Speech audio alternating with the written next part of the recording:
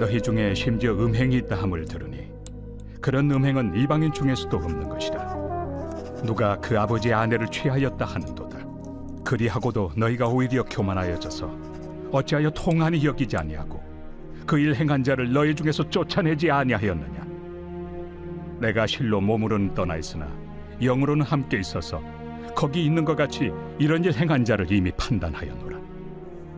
주 예수의 이름으로 너희가 내 영과 함께 모여서 우리 주 예수의 능력으로 이런 자를 사탄에게 내주었으니 이는 육신은 멸하고 영은 주 예수의 날에 구원을 받게 하려 함이라. 너희가 자랑하는 것이 옳지 아니하도다. 적은 누룩이 온 덩어리에 퍼지는 것을 알지 못하느냐.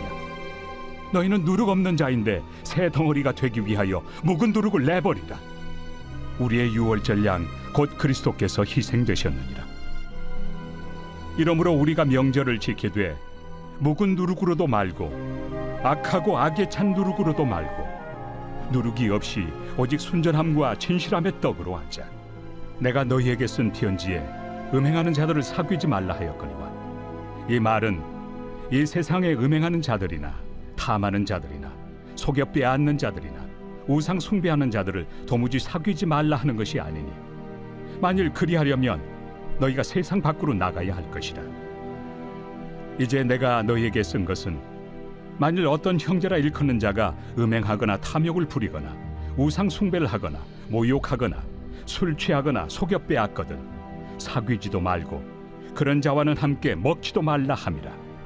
밖에 있는 사람들을 판단하는 것이야 내게 무슨 상관이 있으리오마는 교회 안에 있는 사람들이야 너희가 판단하지 아니하랴. 밖에 있는 사람들은 하나님이 심판하시려니와 이 악한 사람은 너희 중에서 내쫓으라. 오늘 말씀은 고린도전서 5장 묵은 누룩을 내버리라 라는 말씀입니다.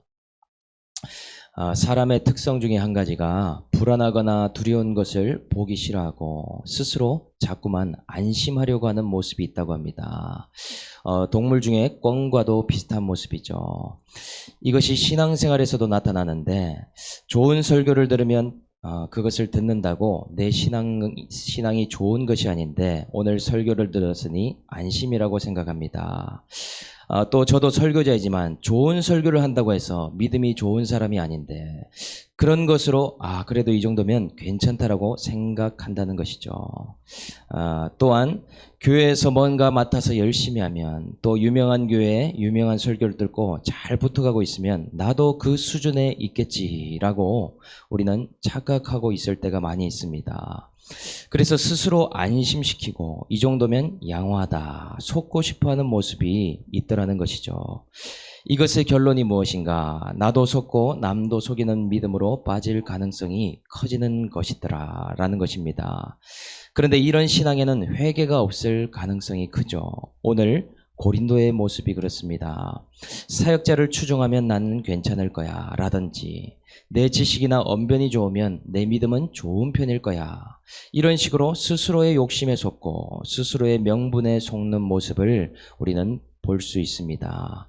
그렇다면 자기 스스로에게 속으면 어떤 모습으로 나타나는가? 그것에 대해서 세 가지 정도로 한번 살펴보겠습니다. 첫 번째는 애통이 여겨야 할 죄까지도 마땅하게 여기는 하나님 앞에서의 교만을 갖게 된다. 1절을 보겠습니다. 너희 중에 심지어 음행이 있다함을 들으니 그런 음행은 이방인 중에도 없는 것이라. 어제까지 고린도 교회의 분열과 분쟁의 문제를 보았습니다.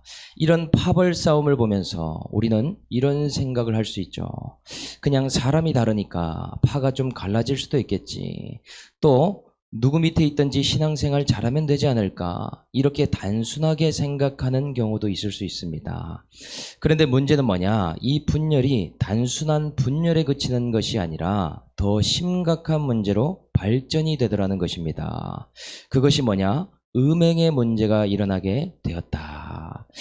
고린도 교회가 말씀의 지경을 벗어났음에도 돌이키지 않으니 분열에 이어서 다음은 음행의 문제가 터져 나오도록 하나님이 허용하고 있더라. 죄와 불순종의 원리가 같은데 관역에서 벗어나는 것이죠. 결코 한 가지 문제로 끝나지 않고 여러 가지의 경고로 나타나고 있습니다. 여기에 나오는 음행의 원어는 포르네이라는 단어인데 이 단어에서 포르노라는 단어가 나왔죠. 음행 자체는 고린도에서는 너무나 흔한 일이 아닙니까? 이곳 고린도는 음란한 도시 중에서도 단연코 최고 음란한 도시입니다. 한 가지 예로 고린도의 아프로디테 신전에 여사제가 1000명이 넘을 정도인데 이 사제들이 밤이 되면 또 영업을 다니는 것이죠.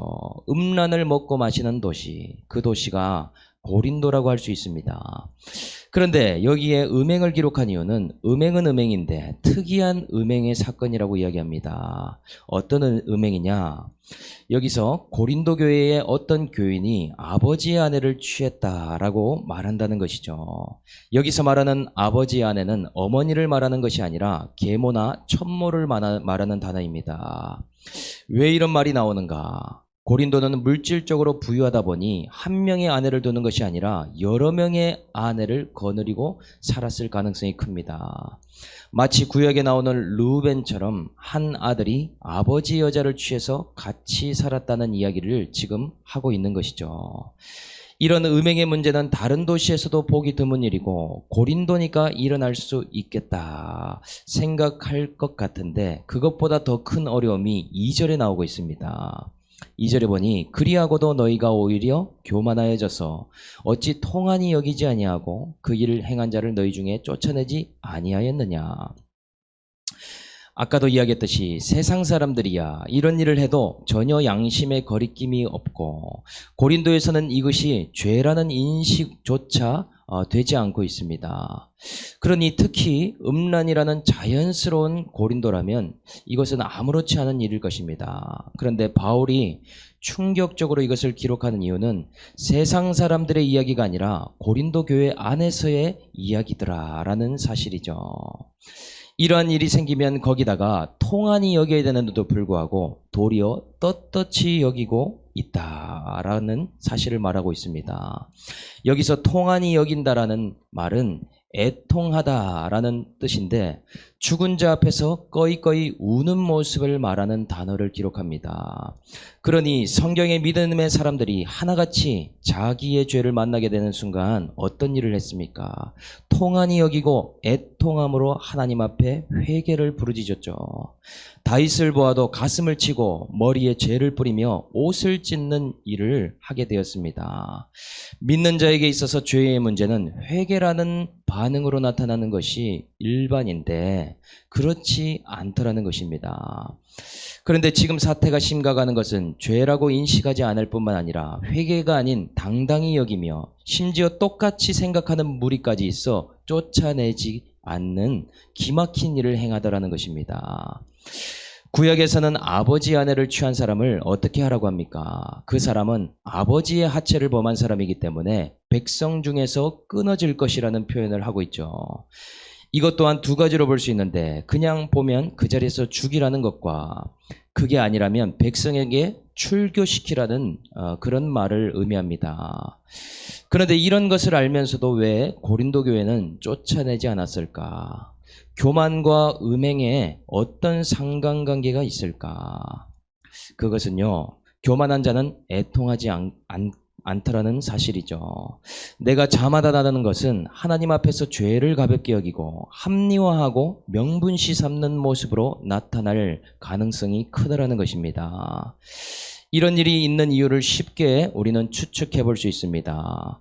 어제까지 고린도 교회는 파가 나뉘었죠. 그런데 그 분파들 속에서 경쟁이 생기게 되고 우리 파는 다른 파와는 다른 최고의 지식과 언변 그리고 부유함을 자랑하고자 하는 모습이 있었습니다. 그런데 만약 그 음행한 사람이 우리 파라면 어떤 문제가 생기겠습니까? 물질도 많고 권세까지 많으면 그 사람을 어떻게 해야 하는가 하는 문제이죠. 그런데 우리 파면 두 눈을 딱 감아버리는 문제가 생기더라는 것입니다.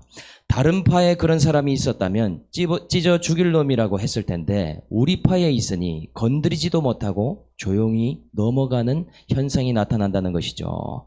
왜냐? 우리 파가 위축되거나 손해가 되면 안 되기 때문입니다. 통한이 여길 일도 절대로 쫓아내지 못하는 일이 되어버리는 것이죠. 말씀 밖으로 나가면서 분쟁이 생기더니 교만하여지고 음행과 양심이 화인맞으며 합리화하는 것과 동시에 쫓아내지 못하는 우죽순과 같은 문제들이 터져나고 있음을 우리는 볼 수 있습니다. 그런데 오늘 바울이 3절에 몸으로는 떠나 있어도 영으로는 이런 일을 이미 판단했다라는 표현을 하고 있습니다. 이미 바울은 분별을 했는데 이것이 방치할 수 있는 문제가 아니라고 판단했더라는 것이죠. 그래서 주 예수의 이름과 주 예수의 능력으로 이런 자를 사탄에게까지 내어주었다. 이런 표현을 하고 있습니다. 이것이 뭐냐? 바로 출교를 시키라는 말이죠. 이는 육신은 멸하고 영은 주 예수의 날에 구원을 받게 하려 한다. 이건 또한 무슨 뜻인가? 육신과 영혼을 분리하는 이원론적인 표현을 하는가 싶은데 그것이 아닙니다. 육이 무너질 때 영이 세워지듯이 출교를 통해서 죄에 대한 값을 치르게 하므로 근신하고 회개할 수 있도록 공동체가 도와주라라는 표현을 하고 있는 것이죠. 출교로 끝내는 것이 아니라 그 사람의 남은 인생 동안 확실한 회개를 하도록 돌이킬 수 있는 환경을 만들어주라는 것이죠. 이 사람은 이미 양심의 화인을 맞았기 때문에 회개를 할 수 없는 상태라고 판단하고 있다는 사실입니다. 오늘 이것을 나에게 적용해 본다면 내가 고린도인데 나는 지금 교만한 상태에 있는가 없는가를 분별해 봐야 되지 않겠습니까? 그것을 알 수 있는 방법이 있는데 그것은 다른 사람 앞에서 자신을 높이거나 자랑을 하는가 안 하는가 이런 표면적인 문제가 아닙니다. 오히려 나의 죄를 깨닫고 있는가 없는가 하는 문제와 죄를 봐도 통한이 여기는가 안 하는가 그것이 교만과 연결되어 있다는 것이죠. 나는 죄를 못 본 지가 오래되었고 죄 고백이 할 것이 없다. 그런 상태에 있다면 하나님 앞에서 교만을 의심해 봐야 됩니다. 나는 회개를 왜 해야 되는지 모르겠고 회개를 한 기억조차 오래되었다. 하나님 앞에 자만에 빠진 상태라 생각할 수 있다는 것이죠. 그럴 때에 또 함께 나타나는 모습이 있습니다. 이런 자만에 빠졌을 때에 말씀의 훈계나 공동체의 처방을 듣기 싫어하는 것이 같이 나타난다라는 사실이죠. 나 자신 스스로도 보지 못하는 죄의 문제를 남에게까지 들을 마음의 준비가 되겠습니까? 절대로 듣지 못하는 것이죠. 내 편을 들어줄 것이면 듣는데 나의 죄를 묵인하는 사람은 만나지만 싫은 소리를 하면 차단할 수밖에 없는 것 아니겠습니까? 그래서 내가 회개를 못하고 있으면 어떻게 하는가? 회개의 빠른 길은 오늘 말씀처럼 육신을 멸하는 길로 하나님이 인도한다는 것이죠. 육이 무너질 때 영이 세워지기 때문이 아닙니까? 질병이 오니 나의 죄값을 치르며 비로소 나의 교만을 깨닫게 됩니다. 육체가 침을 받으니 사람으로서는 회개를 할 수 없는데 죄를 깨닫는 상태까지 이르게 되더라는 것이죠. 나 스스로 안 되기 때문에 하나님께서 그런 환경, 그런 사건으로도 허락하시더라라는 사실입니다. 오늘 우리는 다른 어떤 죄보다도 하나님 앞에 나의 자만과 교만을 통한이 여기는 오늘 하루가 되시기를 주 예수의 이름으로 축복합니다. 두 번째는 어린 양의 핏부림과 누룩을 버리는 일을 분리하는 일을 하게 되더라. 6절의 말씀해 보니 너희가 자랑하는 것이 옳지 아니하도다. 적은 누룩이 온덩이에 퍼지는 것을 알지 못하느냐. 지금 고린도 교인들이 죄를 용인하면서도 자랑하는 일을 무엇으로 비유하는가? 누룩으로 비유하고 있습니다. 누룩이 무엇이냐? 곰팡이를 번식시켜 만든 발효제를 말하는 것이죠. 이 누룩의 특징은 세 가지가 있는데 첫 번째는 삽시간에 번지고 두 번째는 크게 부풀어 오르며 세 번째는 원래의 것의 성질을 변질시킨다. 이 세 가지 특징을 갖고 있습니다. 그래서 이 누룩이 하나님 나라의 비유처럼 좋은 의미로 쓰이기도 하지만 나쁜 의미로도 성경에서 많이 쓰이고 있죠. 예수님께서 바리새인들의 누룩을 조심하라 할 때에 이 누룩은 외식을 말했습니다. 겉과 속이 다르고 외면은 믿음으로 포장했지만 그 속에는 죽이는 율법이 가득한 모습, 그것에 대해서 누룩이라고 비유하셨죠. 그런데 여기에 나오는 누룩은 외식과는 반대의 표현입니다. 죄를 그럴듯하게 포장한 외식과 다르게 아예 대놓고 죄인데 어쩔 거야 하는 무대포 같은 모습을 말하는 것을 누룩이라고 하고 있죠. 포장이냐 배째라냐 나타나는 모습은 달라도 같은 누룩이라고 말하고 있습니다. 그래서 너희는 누룩이 없는 자인데 새 덩어리가 되기 위해서 묵은 누룩을 내버리라 이야기하고 있습니다. 너희 중에 있는 음행을 합리화하거나 그것을 마땅하다고 여기지 말고 버려버리라 라고 말한다는 것이죠. 그러면서 유월절을 언급하고 있지 않습니까? 유월절의 다른 이름은 무교병절이죠. 결코 너희는 첫사랑을 잃고 초심을 잃어버리고 변질될 수 있으니 누룩과 같은 죄를 버리고 변질되지 말라. 그것을 깨닫는 절기가 유월절인 동시에 무교병절입니다. 그래서 이 유월절의 핵심이 두 가지가 지금 기록되고 있죠. 한 가지는 예수 어린 양의 핏부림을 얻는 것이고 또 다른 한 가지는 나를 변질시키고 있는 죄의 누룩을 버리는 날이다라는 사실입니다. 무교병을 단순히 먹는 것뿐만 아니라 내가 가진 누룩을 집 바깥에 내어버리는 행위까지도 포함된 것을 말하는 것이죠. 그러니 오늘 본문에 뭐라고 하는가? 유월절 양 그리스도께서 희생되셨느니라. 날마다 피를 뿌리지만 내가 누룩을 버리지 않는다면 깨끗해질 수 없기 때문이죠. 매일 회개하지만 내가 누룩과 같은 욕심 그대로 살아간다면 예수 보혈 공로를 의지한다고 해도 그것을 아무리 외쳐도 그 죄는 그대로 있다는 것입니다. 예수 십자가를 붙들지만 정욕과 탐심을 십자가에 못 박을 때에만이 속죄의 은혜가 일어난다라는 그런 뜻입니다. 그래서 예수 보혈이 그 죄를 씻지 못하는 경우가 어떤 경우인가? 죄를 합리화하면서 예수의 피를 이용하려고 하는 자는 그 능력이 임하지를 않는다라는 사실이죠. 그것을 말하는 것이 이 무교병절을 말한다는 사실입니다. 그러니 뭐라고 합니까? 8절에 우리가 명절을 지키되 묵은 누룩으로도 말고 악하고 악의에 찬 누룩으로도 말고 누룩이 없이 오직 순전함과 진실함의 떡으로 하자. 여기에 누룩이 두 종류가 나오고 있습니다. 우리가 명절을 지키고 묵은 누룩으로 하지 말자. 이것은 율법을 말하는 표현입니다. 묵은 누룩은 율법을 다 지키는 척하면서 외식을 하지 말라라는 것이고, 두 번째 나오는 악의에 찬 누룩은 방탕함을 말합니다. 죄를 적극적으로 합리화하고 그럴 수밖에 없다라고 명분하는 것을 버리라는 것이죠. 이 두 가지 누룩을 다 내어버려야 되는데 공통점이 있습니다. 두 누룩은 다른 모습의 누룩 같지만 이 두 가지 다가 회개를 거부하는 일로 나타나더라는 것이죠. 외식하면서 죄를 보기를 꺼려합니다. 합리화하면서 죄를 당연시 여깁니다. 숨기거나 마땅히 여기거나 이 두 누룩을 제거해버리라고 얘기한다는 것이죠. 이런 누룩을 없이 할 수 있는 대안에 대해서도 얘기합니다. 누룩은 버리고 순전함과 진실함의 떡으로 하자. 이것은 누룩을 버리고 무교병을 먹자라는 의미이기도 하면서 동시에 산떡이신 예수 그리스도의 말씀을 날마다 먹는 것이 이 누룩을 버릴 수 있는 비결이라고 말하고 있다는 사실입니다. 순전하면서도 진실하신 예수 그리스도의 말씀을 날마다 먹으며 누룩을 내쳐버리라. 오늘 바울은 처방하고 있다라는 사실입니다.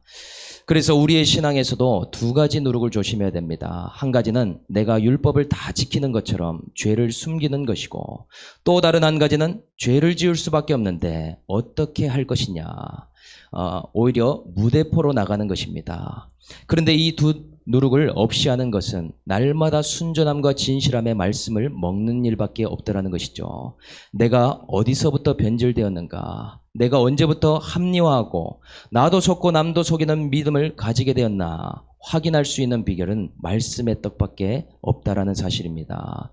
이 무교병을 먹으면서 그것을 확인하고 회개할 때에 그때에서야 예수 보혈을 선포하고 외쳐야 된다는 것이죠. 누룩을 버리며 예수의 피를 뿌리는 것이 이것이 핵심이다라고 말할 수 있습니다. 오늘 이것이 없다면 변질된 신앙생활을 하고 있을 가능성이 농후합니다. 오늘 이 진실함과 순전함의 떡을 먹으면서 내가 어디서부터 변질되었는지를 깨달을 수 있는 오늘 한날이 되시기를 주 예수의 이름으로 축복합니다. 세 번째는 율법적인 판단을 안 한다는 이유로 공동체의 판단도 하지 않는 모습이 나타나더라. 9절에 바울이 음행하는 자들을 사귀지 말라라는 표현을 했는데 이것의 의미를 10절과 11절에서 풀어주고 있습니다. 내용이 길어서 요약해보면 이것은 세상을 등지고 고린도에 있는 사람들을 한 사람도 만나지 말라라는 이야기가 아니라고 이야기하죠. 그렇게 할 거면 세상 밖으로 나가야 할 것이라고 이야기합니다. 그런데 이런 음행하는 자들이 고린도에 가득 차 있는데 음행하는 자들을 사귀지 말라. 이것의 의미가 뭔가?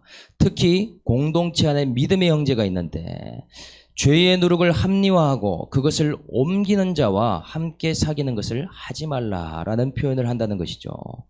그것의 목록 또한 나와 있습니다. 우상 숭배를 한다든지 모욕하거나 술 취함에 빠진다든지 기만하는 것과 같은 그런 행위에 대해서 기록하고 있습니다. 그렇다면 이런 바울이 사귀지 말라라고 하는 사람들의 특징이 뭔가? 지금 행위적으로는 네 가지의 행위를 말하고 있지만 이 사람들의 공통점이 있죠. 한 가지는 이들은 누룩을 버릴 회개의 마음이 없는 것입니다. 죄를 죄라고 인정하지 않고 돌이킬 마음이 없고 공동체를 오염시키는 그런 사람에 대해서 얘기하는 것이죠. 우리는 이런 공동체에 우리는 어떤 사람들의 모임을 갖고 있습니까? 우리는 회개할 마음이 있는 사람들의 모임이기 때문에 하나님 앞에 말씀을 통해 함께 나누고 식사하고 교제를 하고 있죠. 그런 자들의 모임 가운데 우리는 회개할 마음이 있기 때문에 소망이 있다라고 할 수 있습니다. 그런데 이들이 지금 그런 마음이 없다라고 말하고 있고 또 다른 한 가지 특징은 어떤 권면과 처방을 해도 듣지 않는 자만한 상태라는 것이죠. 본인이 정말 질긴 죄인임에도 인정하지 못하고 공동체의 처방을 들을 수 있는 상태가 아니니 오늘 공동체적인 판단이 들어가야 된다라고 말하고 있습니다. 그래서 본인이 죄인임을 인정하고 공동체의 처방을 들을 수 있는 상태라면 그것 또한 소망이 있는 상태죠. 그래서 12절에 밖에 있는 사람들을 판단하는 것은 무슨 상관이 있겠느냐마는 그러나 교회 안에 있는 형제자매들은 너희가 판단해야 되지 않느냐. 여기서 우리가 생각하는 것과 부딪힐 법한 표현이 나옵니다. 죄를 짓고 있는데 그것을 율법적으로 판단하면 안 되지 않는가? 나도 죄인인데 남을 판단할 수 있는가? 그것은 정죄하고 죽이는 일이 아닌가? 이 생각이 자동적으로 떠오릅니다. 그런데 여기서 말하는 판단은 개인적인 판단 정죄를 말하는 것이 아니라 공동체적인 분별을 말하는 단어입니다.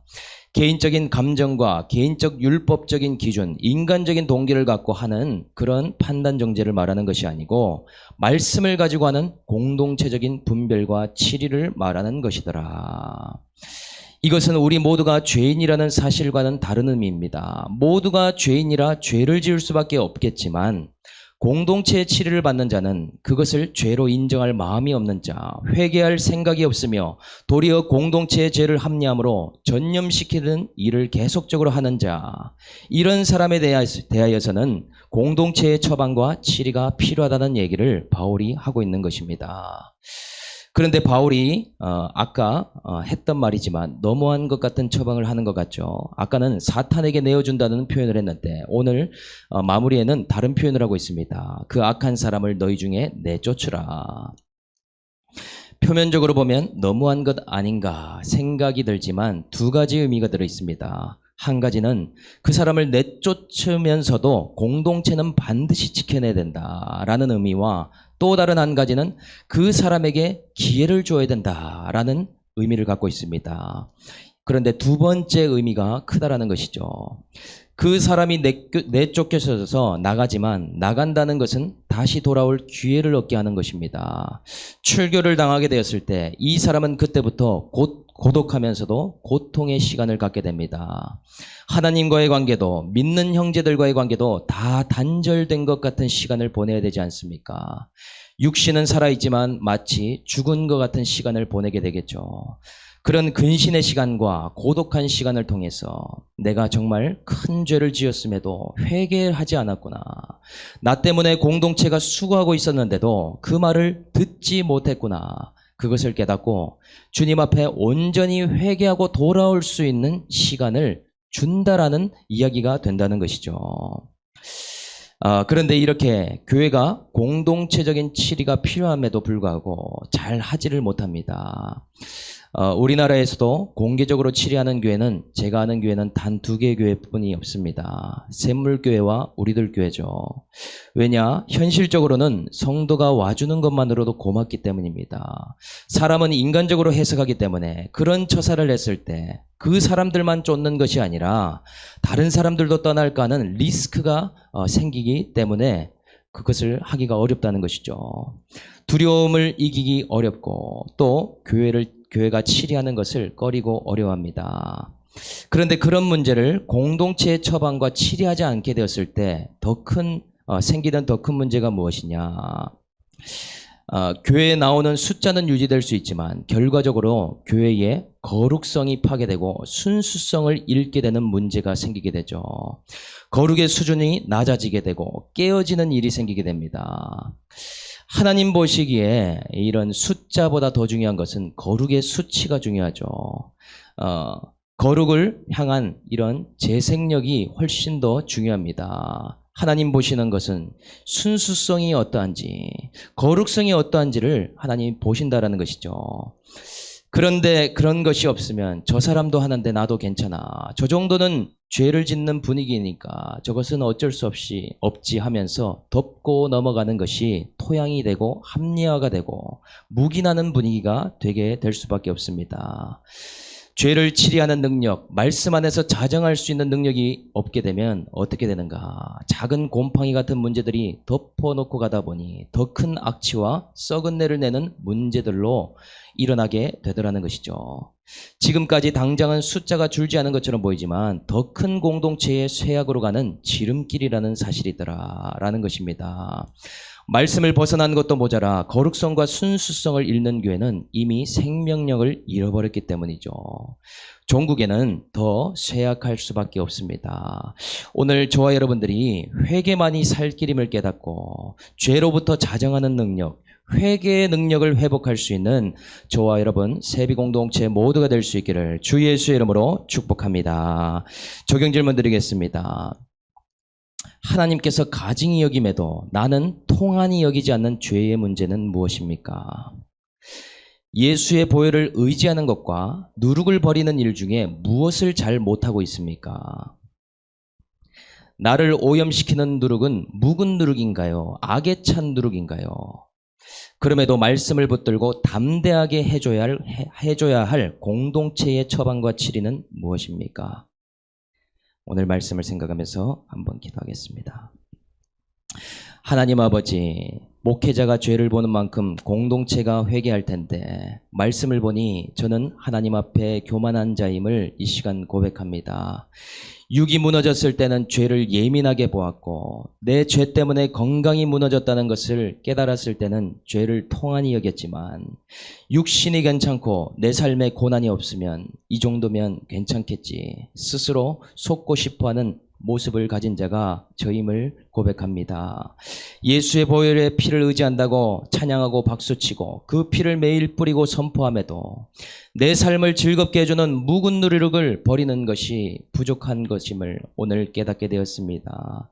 매일의 순전함과 진실함에 말씀의 떡을 먹을 때에 회개의 능력이 회복되게 해주시고 죄 앞에 애통해야 하는 마음이 회복될 수 있도록 우리 공동체를 인도하여 주시옵소서. 아버지, 우리 공동체의 거룩성과 순수성을 잃지 않기를 원합니다. 모두가 말씀 앞에서 회개함으로 죄에 대한 민감성을 갖게 해주시고 공동체가 말씀의 담력을 키우고 맷집을 가짐으로 공동체를 살리는 판단과 치리를 할 수 있도록 은혜를 베풀어 주시옵소서. 감사를 드리며 우리를 구원하신 예수님의 이름으로 기도드립니다. 아멘.